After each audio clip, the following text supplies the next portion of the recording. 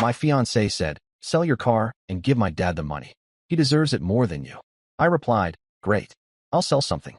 She didn't realize I meant her spot in my will. When her dad asked why his name disappeared, the situation began in a place where nothing dramatic should ever happen. A quiet dinner table, a birthday cake still untouched, and a future father-in-law who looked like he wanted to be anywhere else.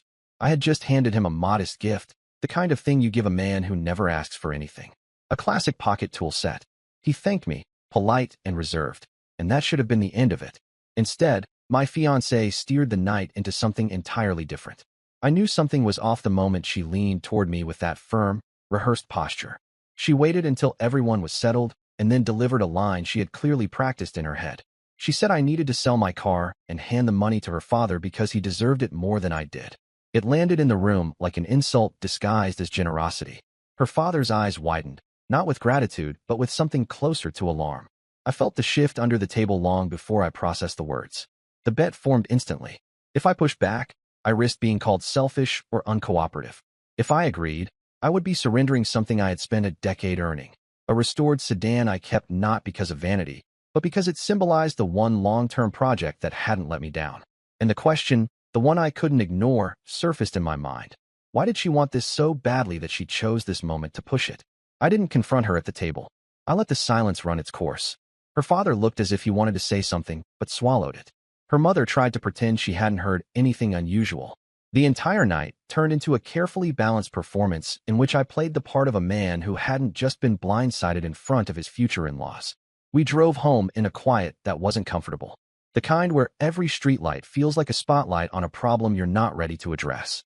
I replayed the scene over and over, realizing how quickly she had dismissed my attachment to the car. She framed it as selfishness. She framed it as failure to support the family. It felt forced, like someone pushing a script they didn't fully understand. 2 days later, the first odd detail appeared. I found her outside talking to a neighbor, a conversation that cut short when she noticed me. The neighbor, an older man who always greeted me warmly, avoided my eyes and retreated inside. When I asked her what that was about, she said she was asking him about his new mailbox. It was a flimsy answer. That neighbor hadn't changed anything on his property in months. The next evening, he caught me by the driveway and apologized for acting strange. He said he hadn't meant to get involved and immediately tried to retract the comment. That only made me push harder. Eventually, he muttered that he had seen her standing by my car with a man he didn't recognize. She was pointing at the vehicle in a way that didn't suggest admiration. He assumed it was harmless. Maybe she was talking about selling it, until he realized she had never mentioned selling anything before. He didn't want trouble, so he apologized again and left. That moment planted the first seed of distrust. She hadn't told me she'd been discussing my car with anyone. I didn't jump to conclusions, but the timing was impossible to ignore. Days before her sudden push for me to sell it, she had been outside with a stranger, talking about the same vehicle. I didn't confront her right away. Instead, I listened. I paid attention to small changes in her behavior. She started staying late at work without explanation. She left her phone face down more often. She became unusually defensive about finances, telling me I needed to step up if we were going to build a future. She said it with the confidence of someone who had already decided what the next steps should be, regardless of what I wanted. The first real fracture came when I overheard her speaking on the phone one night while I walked past the hallway. She didn't know I was there. She told someone that I still didn't get it, and that she was running out of patience. It didn't sound like she was talking about ordinary relationship stress. It sounded like she was following a plan and waiting for me to comply. I didn't make a sound. I stood in the hallway and listened until she lowered her voice. When I walked into the room, she abruptly ended the call. She said it was a coworker asking about a shift change. I didn't accuse her of anything, but I watched her face carefully. She was lying. Not about calling someone, but about the nature of the conversation. The next day, her father called me privately. That alone was strange. He had never called me for anything. He asked if we could meet at a small cafe on the edge of town. When I arrived, he looked around like he didn't want to be seen with me. He began by apologizing. He didn't know what she had told me, but he insisted he had never asked me to sell my car or give him money. He said he didn't need anything from me. Then he said something that stuck in my mind. She had been acting off around him too, avoiding conversations, pushing certain topics, asking him to trust her on things he didn't understand. He said she had mentioned something about me coming into money soon, and that he should stay close. He didn't know what she meant, and neither did I. I asked if he owed anyone money. He shook his head. He didn't understand any of this. When I left the cafe, the narrative changed completely. The version she had pitched, the one where her father desperately needed help, collapsed in minutes. The man she wanted me to give money to didn't even know he was being used as leverage. That night, I asked her again about the car. She became irritated, almost furious, not because I questioned her, but because I was supposed to follow instructions without hesitation. She accused me of not trusting her judgment. She said her father was too proud to admit he needed help. She pushed harder. She spoke faster. Her eyes darted away each time I asked for clarity. The shift became undeniable. Her insistence wasn't rooted in concern. It was rooted in urgency. She needed money quickly and needed it to come from something under my name. The final moment that closed part 1 landed quietly, but hit harder than any argument. I checked my bank account to pay a bill and noticed a small transfer I didn't recognize. Not theft. Not large enough to be obvious, but unauthorized. Just enough to test boundaries. I stared at the screen, feeling something cold settle in. Small transfers are rarely mistakes. They are trials. Someone checking what they can get away with before escalating. She came home an hour later humming like nothing was wrong. She kissed me on the cheek, walked past me, and asked casually what we should cook for dinner. I watched her move around the kitchen as if she hadn't just crossed a line she couldn't uncross. Part 1 ended when I made a silent decision at that table. She wanted me to sell something. She wanted me to sacrifice something meaningful. She wanted me to follow a plan that wasn't mine. She wanted control. Fine.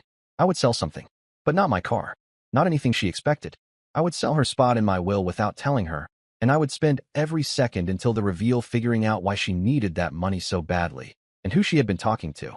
The next morning arrived with the kind of stillness that makes you feel like something is waiting to happen. I woke up before she did and sat in the living room replaying every moment from the last week, trying to understand the pattern forming underneath her behavior. It wasn't just pressure. It wasn't just entitlement. There was urgency behind her demands, as if a clock was ticking somewhere and I had no idea what deadline she was racing toward. She walked into the room wrapped in a towel, hair damp, speaking casually about her day as though nothing in our life had shifted. She talked about errands, groceries, and dinner plans. She sat on the arm of the sofa and laughed at something on her phone. If I hadn't been paying attention, I might have believed her performance. But every moment felt rehearsed, part of a strategy meant to keep me from asking questions. I didn't confront her about the bank transfer yet. I let her talk. I let her feel comfortable. It was better to observe her when she believed the ground was steady beneath her feet. Later in the day, she left for work. Or at least she said she did. About an hour later, I received a message from Sean, a mutual friend who had always stayed neutral in our relationship. He told me he saw her car parked outside a cafe on the opposite side of town. She wasn't alone. She was sitting with a man who looked too comfortable leaning toward her. Sean didn't describe the man, didn't guess anything, didn't judge. He simply said he thought I should know. I didn't drive there. I didn't storm inside. I didn't even ask Sean for more details. Instead, I called her father. I asked him to meet me again. This time he didn't hesitate. There was something heavy in his voice, as if he had been waiting for me to call. We met at the same quiet cafe, the kind of place where no one pays attention to anything. He looked tired, not physically, but emotionally worn out by something he didn't understand. He apologized again for the confusion about the car. He apologized for whatever she had dragged him into. He said he had been trying to talk to her, but she dodged him every time. Then he lowered his voice and told me something that changed the direction of everything that followed. A week earlier, she had shown him a document, a printed sheet that looked official. It claimed he owed money to someone with an aggressive reputation. It wasn't a small debt. It was enough to put fear into someone who lived quietly and avoided trouble. He panicked. He confronted her about it. She told him she had everything under control and that I would take care of it once things were in motion. She told him not to worry and not to ask questions. He asked her where the document came from. She avoided the question. He asked her who the lender was. She said it didn't matter. He asked her why she was making me pay something he supposedly owed. She told him it was the only way to keep the family stable. He said the fear kept him awake for nights until he finally compared the signature on that document to an old bank form he still had. The signature didn't match. The letterhead looked wrong. The format was strange. The numbers didn't align with anything he had ever signed in his life. She hadn't found a real debt. She had created one. That was the first full twist. Not that she was hiding something. Not that she wanted money. Not even that she was manipulating me. But that she had forged an entire financial thread against her own father to pressure me into giving her money disguised as help. He sat there in the cafe telling me this with shaking hands. He didn't know what to do. He didn't want trouble. He didn't want conflict. He just wanted his daughter to stop whatever scheme she was playing at and return to normal. I realized in that moment how deep her plan went. She hadn't acted impulsively. She had built a narrative, piece by piece, designed to steer me into a corner where selling the car seemed like the only reasonable option. And she used her own father's fear as leverage to force my compliance. This wasn't normal selfishness. This wasn't immaturity. It was strategy. I left the cafe with a sense of clarity I hadn't felt in weeks. Instead of confronting her emotionally, I handled the situation practically. I needed information. I needed to understand her end goal. And I needed protection. I scheduled a meeting with an attorney. Not for drama. Not for panic. For preparation. I wanted to know my vulnerabilities. I wanted to understand my legal boundaries. And I wanted to start undoing whatever she had quietly manipulated behind my back. The attorney listened carefully. He didn't react dramatically. He didn't tell me to leave her. He simply asked for details. When I mentioned the forged debt document, his expression changed slightly, not with surprise, but with recognition. He said the pattern reminded him of cases involving individuals who manipulate those closest to them to gain financial power. Then he said something I didn't expect. A month earlier, she had contacted his office asking hypothetical questions. She wanted to know how inheritance rights worked. She asked how engagement affected distribution. She asked what would happen if a fiancé passed unexpectedly. She asked about life insurance payouts. She asked about wills and automatic transfers. She had been preparing long before she ever pressured me to sell the car. She was trying to understand how much access she had to my assets and what barriers she would face if something happened to me. My attorney didn't know her intentions, but he advised me to secure everything immediately. I rewrote my will. Quietly. Efficiently. Permanently. She wasn't just removed. She was replaced entirely with a charity I genuinely supported. Her father, whom she insisted I include months earlier, was also removed so she couldn't manipulate him into claiming a share. The attorney executed the changes legally and thoroughly. The next twist hit the same day, in the form of a bank notification. Another unauthorized transfer attempt. Slightly larger than the previous one. She tested the water again. She was escalating. When she returned home that evening, she acted affectionate again. She hugged me longer than usual. She laughed louder. She cooked dinner with a sweetness that wasn't normal. It was the behavior of someone who believed their plan was on track. She believed the pressure was working. She believed I was close to breaking. But the facade cracked when I casually mentioned I had dropped by her father's house to return something he forgot in my car. She froze for half a second. It was small, but enough to expose the cracks spreading underneath her mask. She asked what we talked about. I didn't give specifics. I said he looked stressed and that I hoped everything was all right. She spent the rest of the night on edge, pacing more, checking her phone more often, stepping outside to make brief calls she thought I couldn't hear. Her urgency shifted into panic. She knew her father was losing his hold over the storyline she created. She knew I was getting too close to the truth. And then came the moment that launched the escalation into the next stage. While she slept, her phone buzzed on the nightstand. A message preview lit up the screen. I didn't touch her phone. I didn't unlock it. I didn't invade her privacy. I just read the preview. It said, "He's almost ready. Just keep pushing. Make sure he sells it before the end of the month." No name. No context. No explanation. But I knew exactly what it meant. And I knew someone else was in on this plan.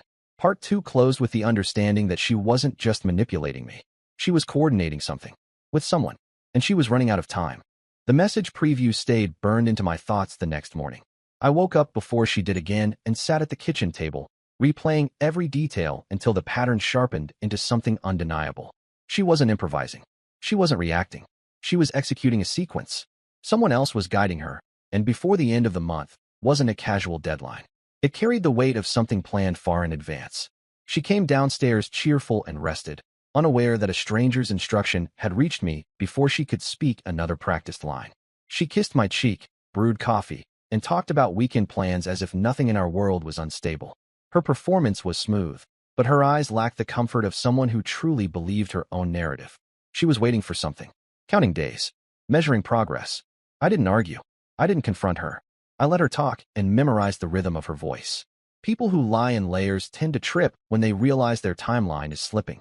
After she left, I headed to the garage and opened the hood of my car, not to fix anything, but to think. The engine had always been my escape when life got confusing. This time it wasn't comfort I needed. It was clarity. And clarity started with verifying what she had been doing near my vehicle the week before. I checked the car carefully. No scratches. No tampering. But the glove compartment latch was slightly misaligned, something I would have noticed if I had opened it earlier. I pressed it and found old inspection papers shuffled out of order. A receipt that wasn't mine sat at the bottom. A timestamp from 3 days before. Paid by card. The name on the receipt didn't belong to either of us. It belonged to a man named Edric, which wasn't a name I recognized. He had purchased 2 drinks and a pack of gum. That wasn't incriminating, but the location was. A cafe near the neighborhood where Sean saw my fiancée meeting a man. The connection wasn't solid yet, but it was enough to push me toward the next step. I called Sean again and asked him to describe the man. He said he wore an old leather jacket, had graying hair at the temples, and drove a car similar to mine, an older model sedan with the same body line. It wasn't the same exact vehicle, but close enough that someone obsessed with my car might see it as part of something bigger. When I heard that detail, the second twist began forming. But it didn't land until later that afternoon. Her father called me again, this time sounding distressed. He asked if I could stop by his house. When I arrived, he looked like he had aged 10 years in 1 week. He closed the door, lowered the blinds, and sat at the kitchen table like a man preparing a confession. He told me she visited him that morning and gave him a stern warning. She told him he needed to stay quiet, and if he didn't, she would expose something from years ago that could ruin his reputation. He refused to elaborate on what that was, but his fear was genuine. He said she wasn't acting like herself. He said she was desperate, cornered, pressured by something he didn't understand. Then he broke the last remaining piece of the original narrative. She had told him she was planning to give my car to someone as a gift. Not sell it. Not donate it. Give it. To someone who needed it. He assumed it was charity. I knew better the moment he said it. The mystery man with the leather jacket. The cafe. The message telling her to push me harder. The urgency. She wasn't after the money from the sale. She wanted the car itself. And that meant she had promised it to someone. The second full twist struck in the middle of his kitchen. She had been seeing an older man for months. Someone who admired my restored sedan. Someone she wanted to impress. Someone she wanted to secure. The car wasn't collateral. The car was currency. She planned to trade it, along with whatever money she squeezed from my accounts, to strengthen her position with him. The forged loan document. The pressure to sell. The urgency. It all aligned with a single motive. She wanted financial independence before leaving me, and she wanted the car as an offering to the man waiting for her to pull it off. Her father slumped in his chair, ashamed and confused. He said she wasn't listening to him anymore. She spoke to him like someone managing an obstacle rather than a parent. She had become cold and calculated, driven by something he couldn't identify. I asked him one question. Did she mention anything about my will? He hesitated, then nodded slowly. She had bragged weeks ago that everything would be sorted soon, and that he didn't need to worry about retirement. She hinted that I would take care of them once we were married. He assumed this meant she was planning to help him financially. He didn't realize she was referring to inheritance rights. She had plotted her exit long before she ever pressured me about the car. I left his house with the understanding that her plan was much larger than I initially realized. She wasn't just greedy. She was building an escape route. And she needed the car, my savings, and my future assets to secure her next life. That night, she sensed something shifting. She watched me more closely. She asked more questions about where I had gone. She brought up the car again with a softer tone, trying to sound reasonable. She said things about family loyalty, long-term planning, shared responsibility. Her performance was smoother than usual, but panic simmered beneath the surface. I didn't give her anything to work with. I told her I had errands the next day and went to bed early. She lay beside me, staring at the ceiling long after I closed my eyes. The third escalation came the next morning when I found her sitting in my parked car in the garage, scrolling through her phone with the door slightly open. She jumped when she saw me. She said she was just checking something, and quickly stepped out, slamming the door harder than she meant to. She had been checking the mileage. She needed to know if I had taken it somewhere without her knowledge. She needed to know if her timeline was slipping. I asked her casually what she was looking for in the car. She claimed she lost her earring. A weak explanation. Her eyes betrayed her, wide, startled, calculating. She left for work shortly after, though she headed in the opposite direction. I didn't follow. I didn't need to. The timeline was clear enough. Instead, I drove to my attorney's office again and scheduled something she would never anticipate. A meeting with her parents to review documents they should be aware of. Her father immediately agreed, almost relieved that someone was taking control of the situation. Her mother hesitated but eventually accepted. I told the attorney to prepare the updated will for disclosure, knowing full well it would detonate the rest of her plan the moment she realized she had lost the one thing she was counting on. The second she heard about that meeting, everything would unravel, and she would show exactly how far she was willing to go. Part 3 ended with her father calling me back urgently, saying she had learned about the upcoming meeting and reacted in a way that frightened him. She wasn't afraid of losing money. She was afraid of what her father might learn. And she wasn't running from consequences. She was running from exposure. Her father's voice told me everything before he explained a single detail. He sounded shaken, almost breathless, as if he had seen something unravel in front of him and didn't know how to react. He said she had shown up at his house the moment she learned there was a planned meeting. She hadn't just asked about it. She demanded to know what documents he expected to see. When he refused to tell her, she accused him of betraying her and warned him to keep his mouth shut if he wanted to avoid trouble. He tried to calm her, but she wasn't in a state where calming was possible.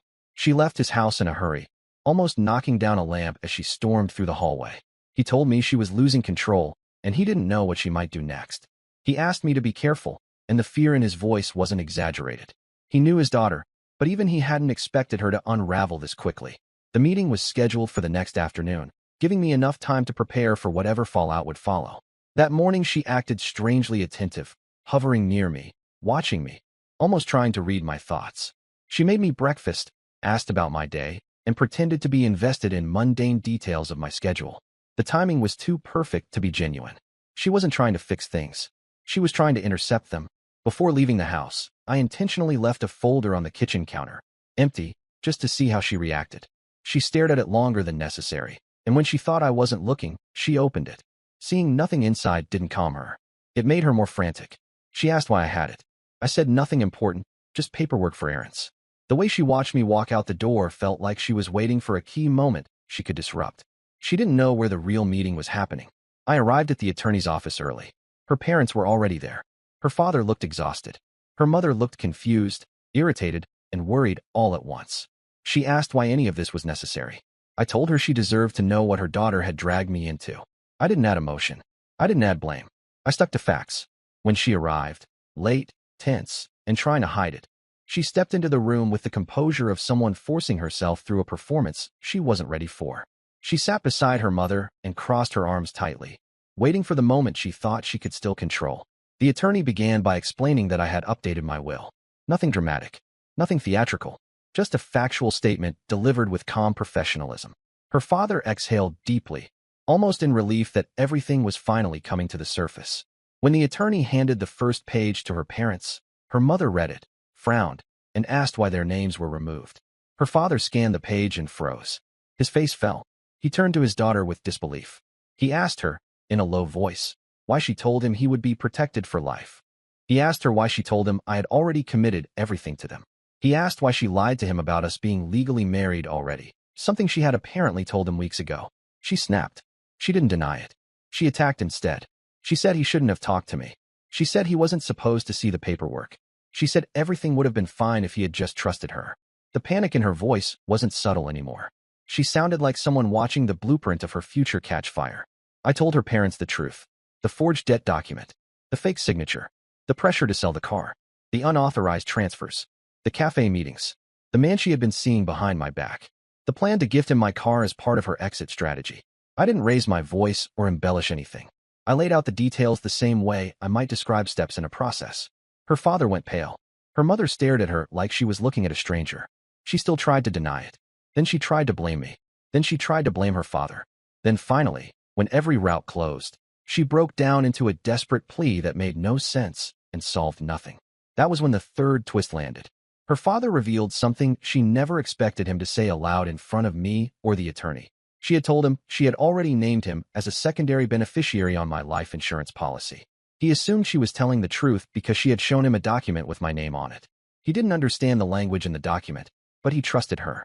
He believed she was trying to support him, but the policy she showed him was fake. She had fabricated it the same way she fabricated the debt. She had built a world of documents meant to manipulate everyone around her, and the moment real paperwork appeared on the table, her entire system collapsed. She tried to argue that I misunderstood her intentions, that she had been under stress, that everything got mixed up. She tried to pivot, but every explanation contradicted something else she had said minutes earlier. Her father stood up, trembling with anger, and told her she was no longer welcome at his house until she sought help. Her mother didn't speak. She stared at her daughter with hollow disappointment. The final blow came when the attorney explained that forging a debt to coerce money could be considered fraud. Her mother gasped. Her father stepped away from her. She stared at me with the recognition that every angle she had relied on was gone. When the meeting ended, she rushed after me in the parking lot. Her voice cracked as she tried to salvage something. She told me she could fix this, that we could move forward. She reached for my arm. I stepped out of reach. She asked if we could talk privately. I told her she would receive a formal notice ending the engagement. and she needed to collect her belongings by the end of the week. She switched from pleading to rage in seconds. She accused me of betrayal. She accused her father of sabotaging her. She accused everyone but herself. I walked to my car without responding. She screamed my name across the parking lot as if volume could reverse consequences. That night she returned to the house and found the locks changed. She pounded on the door until a neighbor came outside to check on the noise. When she realized she didn't have an audience who would take her side, she left. The consequences unfolded exactly the way reality tends to shape them: slow, steady, unemotional. Her father cut her off. Her mother refused to take her calls. The older man she had been seeing disappeared when he realized her manipulation extended far beyond infidelity. The forged loan document became a problem she couldn't explain to anyone. She attempted to claim emotional distress to justify her actions, but her own paperwork contradicted her story. And me? I sold her engagement ring and used the money to upgrade the engine in my car. The sedan she tried to weaponize became the clean break I needed. Months later, I saw her once at a grocery store. She froze. I didn't stop walking. The look on her face told me she finally understood what she had lost. She wanted me to sell something for her father. She didn't realize I meant something else entirely. I sold her place in my future.